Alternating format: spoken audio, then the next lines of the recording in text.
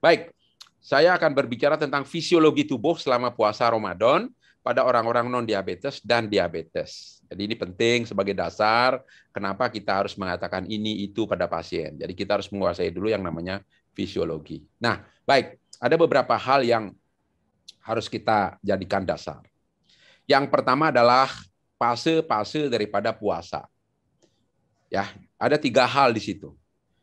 Yang pertama disebut post-absorptive phase. Post-absorptive artinya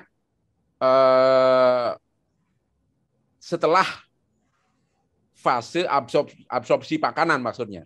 Itu terjadi 6-24 jam setelah kita mulai puasa gitu ya, after beginning the fast gitu ya.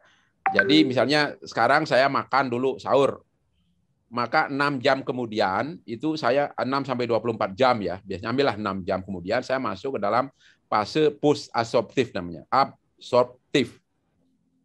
Ya, di mana makanan yang di usus itu sudah habis itu.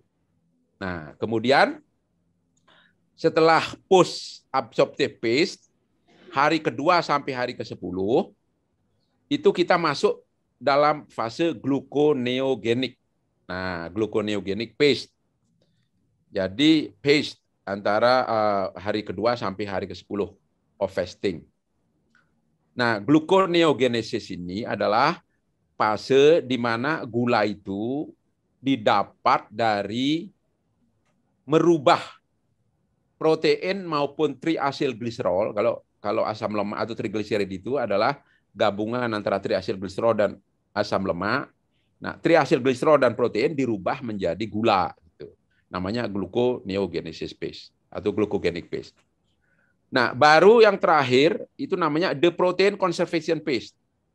Jadi protein conservation phase itu terjadi setelah 10 hari puasa. Jadi protein itu dimakan sama metabolisme. Jadi akhirnya baik lemak hilang, protein hilang, 30 hari setelah semuanya puasa, setelah seseorang puasa kalori tetapi dia masih minum air, masih bisa hidup. Maka ya lemaknya habis, tinggal tulang belulang. Jadi istilahnya seperti itu. Ini adalah fase daripada fasting. Nah, kemudian patofisiologi puasa pada orang sehat. Kalau kita puasa sepanjang malam, kira-kira ya after an overnight fast, average rate of glucose utilization in healthy adult is approximately. Jadi kita hanya kira-kira kita menghabiskan 7 gram glukose per hari pada fase puasa itu. Ya.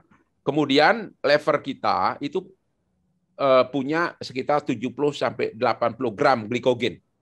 Jadi kalau lever manusia dewasa lah ya, itu kadar glikogennya total itu kira-kira 70 sampai 80 gram.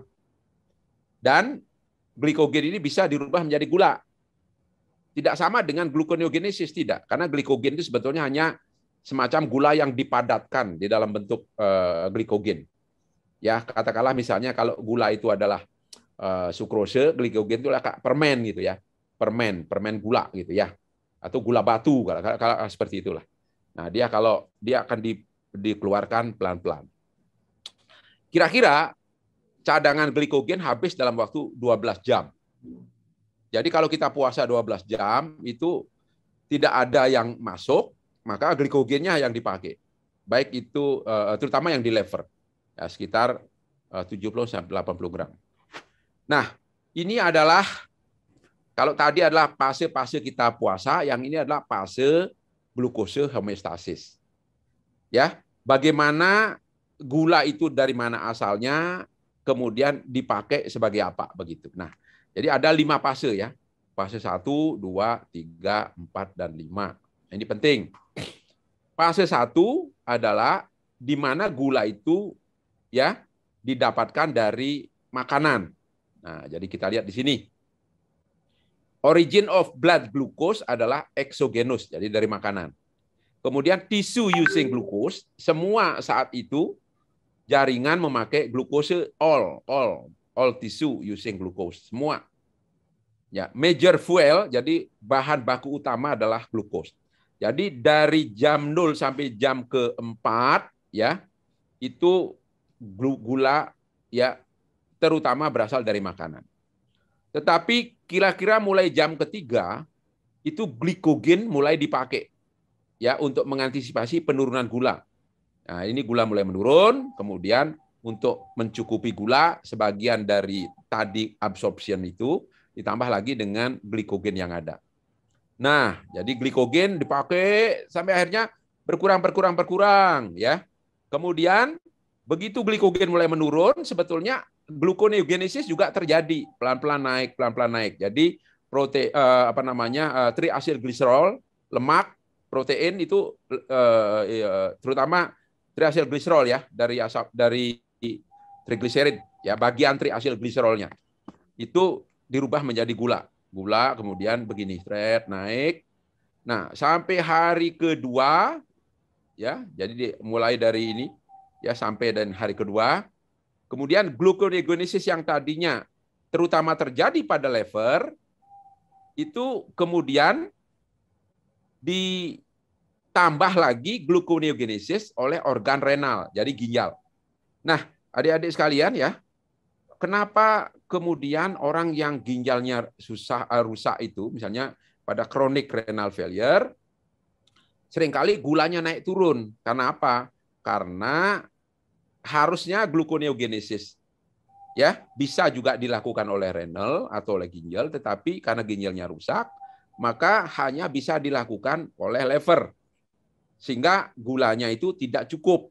Kalau dia minum gula atau makan gula, ya kemudian naiknya cepat, tapi begitu tidak makan atau puasa dia turunnya cepat. Karena apa? Karena ginjal tidak mampu melakukan kompensasi dengan gluconeogenesis. Ya, kalau di sini gluconeogenesis ya. Kemudian sampai dia masuk ke fase 5, di mana akhirnya energi itu tidak berasal dari gula, tetapi berasal dari asam lemak. Jadi lemaknya mulai habis. Ya, oleh karena itu hasilnya nanti adalah keton bodies. Ya, keton bodies. Keton bodies adalah oksidasi dari asam lemak ya menjadi aldehid dan sebagian menjadi keton. Nah, begitu. Jadi ada fase 1, 2, 3, 4, 5. Nah, kalau sudah masuk ke fase 5 ya terjadi ketosis. Nah, kalau orang-orang diabetes ini nanti bisa terjadi ketosis. Jadi KAD begitu ya. Nah, oke. Nah, apa yang dipengaruhi oleh Ramadan fasting ya? Ramadan fasting kurang hadis itu ya. Nah, kalau orang sehat, yang pertama tentu dia akan berubah sleeping pattern-nya. Jadi waktu tidurnya dan circadian rhythm. Jadi hormonnya dan sebagainya. Ya, berubah yang harusnya hormon-hormon tertentu tiap pagi keluar, kemudian karena paginya dia katakanlah setelah sahur tidur lagi, harusnya dia terbangun, hormon adrenalinnya aktif, ini berubah circadian rhythm-nya. Kemudian change of glucose homeostasis. Jadi gulanya juga berubah karena pola makan yang 3 kali, kemudian dia menjadi 2 kali saja, pagi dan sore. Kemudian change of body weight. Nah, biasanya orang yang makan total, kalau nafsu makannya atau jenis makannya banyak, dia bisa total kalorinya meningkat, tapi pada sebagian orang juga total kalorinya menurun begitu, sehingga kelihatan dia lebih langsing. Jadi change on body weight gitu ya. Yang dikatakan Prof. Rudi tadi, pada beberapa orang itu kalau dia membatasi makan pada saat dia iftar, pada saat buka puasa, sehingga dia tidak terlalu makan yang manis-manis, maka dia akan mendapatkan manfaat berupa penurunan berat badan. Dia merasa lebih sehat. Tapi kalau buka puasanya juga ngawur, apalagi orang diabetes, maka dia tidak akan mendapat manfaat. Termasuk di situ adalah penurunan berat badan. Kemudian juga change of other metabolic parameter. Nah, ini adalah gambar ya bagaimana pattern during Ramadan and Ramadan period sini, termasuk sleep and meal pattern. Jadi ini ada gambar ini. Yang bagian tengah ini adalah non Ramadan ya, di mana makan 3 kali yang kuning-kuning ini ya. Jadi makan jam berapa ini ya? Pagi di sini ya. Sini pagi makan ya, kemudian sore ya, kemudian tidur. Jadi tidurnya enggak terbangun. Kemudian yang lingkaran yang lebih luar ya. Kemudian apa namanya? 17 di sini adalah di sini sahur, ya di sini sahur, kemudian di sini adalah buko. Hanya 2 kali saja. Nah, di antara sleep-nya ini diselingi dengan bangun untuk sahur. Jadi sleep pattern-nya berubah. Nah, ini ada manfaatnya, ya. Juga kalau tidak hati-hati ini juga akan mengganggu yang bersangkutan, ya. Nah, jadi ada manfaatnya kalau diisi dengan kegiatan-kegiatan yang positif. Jadi maksudnya dia harus mengerti ini, ya. Kemudian dia manfaatkan. Jadi bisa apa istilahnya itu? Misalnya olahraga pagi itu, ya. Nah, nanti dia lakukan olahraga setelah apa? Jadi setelah sebelum buka dan sebagainya, ya. Jadi ada di sini. Ini adalah sleep pattern-nya seperti ini, ya. Oke. Nah, patofisiologi fasting in healthy individual ini pada orang sehat, ya. Jadi tentu saja kalau dia puasa, plasma glukosanya menurun, kemudian insulinnya menurun. Ya, insulin sekresinya menurun, plasma glukosa menurun, insulin sekresi menurun. Ini orang sehat. Karena insulin ini tergantung gula. Kalau gulanya naik pada orang sehat, maka insulin akan diskresi begitu.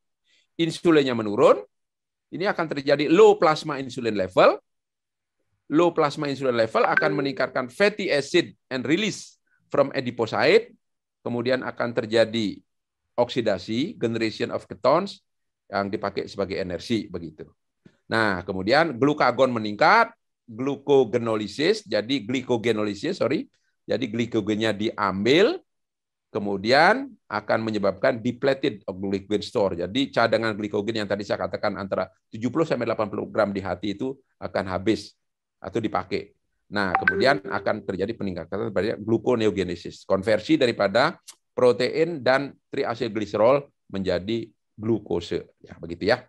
Nah, ini adalah pattern-nya orang sehat. Ini orang sehat, ya. Dengan dilihat dengan CGM, ya, continuous glucose monitoring, sebetulnya kalau tidak puasa dan puasa nih kira-kira samalah pada orang sehat ini. Ya, jadi sama, sedikit lebih tinggi, ya, di awal karena dia sahur di sini. Sahur dia sedikit lebih tinggi. Kemudian karena dia tidak makan, dia menurun. Pada suatu titik dia akan turun di sini, ya. Kemudian dia makan, iftar, ya, sahur. Kemudian setelah makan naik nih gulanya. Nah, kemudian begitu. Tetapi relatif peningkatan ini masih bisa dikonversi lah. Jadi tidak terlalu berbeda dengan yang biru. Yang biru ini adalah pada saat dia tidak puasa. Ini orang sehat. Tapi kemudian kalau diabetes, nah ini beda lagi. Begitu makan dia tinggi. Ya, tinggi. Ini sebelum puasa ini yang biru, sesudah puasa ini adalah yang merah. Jadi makan dia tinggi, cepat dia menurun.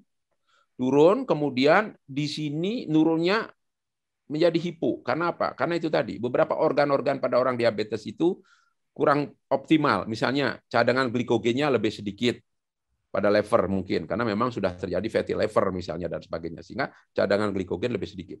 Kemudian juga ginjalnya. Ginjal ini yang berperan juga dengan gluconeogenesis, itu juga kadang-kadang sudah ada chronic renal failure gitu ya. Jadi dia tidak mampu segera mengantisipasi menurunnya gula akibat dia puasa. Nah, begitu dia makan di sini, ya, kemudian insulin sekresinya tidak mampu meningkat dengan baik karena terjadi penumpulan daripada first insulin secretion, ya. Jadi kalau Anda lihat pada orang-orang diabetes tipe 2, penumpulan yang pertama kali terjadi pada first spike, ya, spike-nya. Jadi tumpul, insulin belum disekresi, dia makan banyak sehingga terjadi peningkatan yang mendadak di sini, terjadi hiperglikemi. Nah, hiperglikemi bertahan ini, agak bertahan gini ya. Apalagi nanti sepanjang malam dia juga akan mimil begitu. Nah, ini bertahan sehingga terjadi hipo. Karena awal gluconeogenesis prosesnya juga kurang bagus, cadangan glikogennya tidak sebagus orang sehat. Kemudian terjadi hiper pada saat dia makan karena insulin sekresinya juga tidak begitu bagus, ya. Jadi jelas pada orang diabetes pasti terjadi gangguan daripada sel betanya. Nah, seperti itu. Baik, sehingga without suitable management, tanpa manajemen yang bagus, pasien akan mengalami experience severe hypoglycemia during Ramadan than in non-fasting period. Nah, jadi dibandingkan dengan sebelum kalau dia tidak puasa begitu ya. Nah, Ramadan juga mempengaruhi diet. Nah, ini kebiasaan orang Indonesia ini. Jadi mengada-adakan makanan saat Ramadan ya. Jadi change the frequency of meals. Ini banyak sekali makanannya nanti ya. 2 meals per day tanpa mengada-adakan makanan saja ini berubah pola makannya. Di mana hanya 2 meal per day. Jadi pada saat before dawn ya, dan at sunset iftar buka puasa ini sebelum buka ya sahur ya. Kemudian increase in intake sugary drink. Jadi cenderung makan yang manis-manis, buka dengan kolak, itu ya, buka dengan kurma, itu seperti itu. Fried foods, pokoknya cari makanan yang gampang gitu ya, yang kering-kering. Kalau basah-basah rasanya perut nyani munek-munek gitu ya. Nah, karbohidrat rich meal dan sweets ya, manis-manis. Nah ini tadi ya, tadi sudah saya jelaskan tentang bagaimana bahayanya nanti dia iftarnya terjadi sebelum buka hipo ya, dan sesudah buka dia hiper. Oke. Nah, ini gambarnya lebih jelas lagi ya. Pada normal feeding yang non fasting ini seperti ini. Breakfast naik sedikit, turun, naik lagi lunch, kemudian dinner naik ya, kemudian datar. Tapi kalau Ramadan fasting ini tadi datar karena puasa, enggak makan apa-apa, datar dia. Ya sedikit mungkin turun begitu. Begitu akhirnya dia buka, setelah buka kemudian waduh, apalagi sambil nonton bola, kemudian makan makanan, ngemil dan sebagainya, nah kayak beginilah. Kayak gigi gergaji ini. Ini betul-betul masalah ya, jadi harus diedukasi benar. Oke, saya ingin menunjukkan tentang EPIDIAR study ya, yang tadi mungkin sudah sebagian ditunjukkan oleh Prof. Rudi, bahwa bagaimana fasting mempengaruhi metabolisme ya. Nah, yang pertama adalah increase risk of hypoglycemia ya, kemudian and hyperglycemia in some patient. Jadi glycemic control-nya. Ya, kita lihat itu. Jadi hipoglikemia bagaimana? Ternyata dikatakan bahwa terjadi 7,5 kali peningkatan risiko hipoglikemi dan 5 kali peningkatan severe hiperglikemi. Jadi hati-hati, betul-betul harus diedukasi. Nah, hipoglikemi ya diakibatkan karena apa? Tadi yang disebut Prof. Rudi, bahwa seringkali karena kepercayaan beliau ya, beliau menolak untuk break the fast, jadi buka. Ya, kemudian EPIDIAR juga studi ini show that most individual who intended to fast did not alter their treatment. Tidak merubah pola obatnya, misalnya SU pagi, metformin sore gitu ya. Harusnya kalau Ramadan dibalik. Ya, paginya adalah metformin sebelum sahur, sesudah sahur, kemudian sebelum buka SU gitu. Enggak, tetap saja seperti awal. Nah, ini resiko hipo ya. Symptomatic hypoglycemia occurs during Ramadan with both oral antibiotic medication. Semua, baik itu SU, DPP-4 inhibitor ataupun insulin. Ya, dan ini insidensnya 20% dengan SU dan sebagainya ya. Nah, hiperglikemi juga terjadi. Nah, ini tadi ya, fasting harusnya tapi menjadi feasting ya. Jadi night-nya ini makanannya banyak sekali ya. Nah, memang siangnya nggak makan pagi tapi kemudian dimakan banyak banget.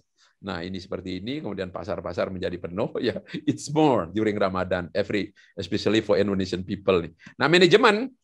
Nah, ini general consideration. Pintas selalu aja nanti oleh Dr. Laksmi dan lain-lain ya. Individualism. Jadi yang penting adalah masing-masing pasien dilihat resikonya. Ya, patient specific recommendation. Beda-beda antara satu pasien dan pasien lain. Yang kedua, frequent monitoring of glycemic. Pada pasien tipe 1 atau tipe 2 yang pakai insulin, wah ini lebih sering ya harus dimonitoring.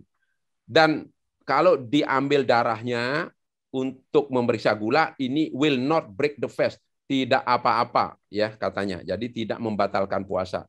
Nutrition, healthy and balanced diet. Jadi jangan itu tadi manis-manis dan sebagainya. Jadi jangan ikut orang sehat. Kalau orang sehat mau makan permen, kurma setengah kilo setelah buka ya tidak ada masalah. Tapi orang diabetes jangan. Exercise, maintain normal level of physical activity. Ini yang saya katakan tadi. Kalau pola tidur berubah, mungkin pola exercise juga harus berubah. Breaking the fast, jangan ragu-ragu untuk membatalkan puasa bila terjadi glukosa darah sudah menurun di bawah 70 dan sebagainya. Ya. Nah, ini adalah manajemennya, ya, bahwa all patients should schedule a visit with healthcare professional 6-8. Jadi harusnya mereka sudah mulai dilatih 2 bulan sebelum mereka masuk puasa. Di assess ya, kemudian dilihat detail historinya, patient experience during previous Ramadan, patient ability to self manage diabetes dan sebagainya. Ini dilihat. Jadi assessnya ini sebenarnya 2-3 bulan sebelum mulai Ramadan ya sebetulnya. Kemudian baru dilakukan structure education. Jadi dilakukan edukasi, risk and quantification, ya, kemudian role of SMBG, when the break, kapan harus buka puasa, kapan exercise, ya, bagaimana minum air dan meal planning dan sebagainya, kemudian medication adjusting during, bagaimana merubah pola obat ya selama puasa. Kemudian kalau nanti ini sudah ditentukan risikonya, diadviskan untuk tidak melakukan puasa, advice loh ya. Terserah nanti pasiennya mau apa tidak begitu, tetapi harus kita edukasi atau allow to fast ya.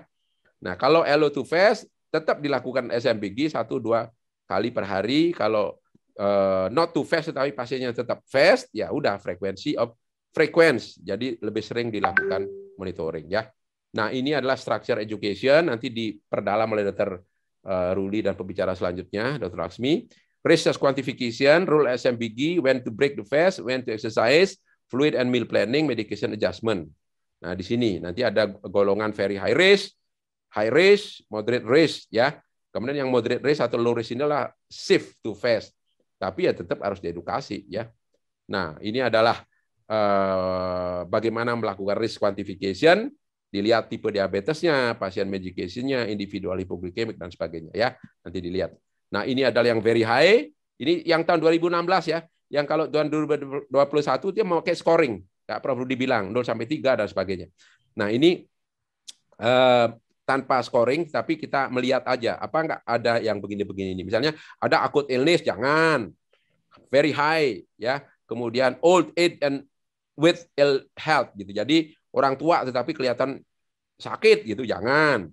Kronik dialisis jangan dan sebagainya. Ini ada nih. Nanti boleh didiskusikan.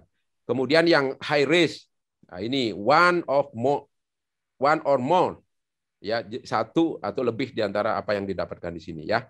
Kemudian ada moderate atau low risk ya, yang terkontrol dengan lifestyle therapy, metformin, hanya metformin, akarbos, TZD, second generation SU dan sebagainya. Ini low risk. Tetapi sekali lagi pasien kita sering meskipun high risk, moderate risk tetap ingin gitu ya. Nah, oleh karena itu harus dilakukan pendampingan atau edukasi yang benar.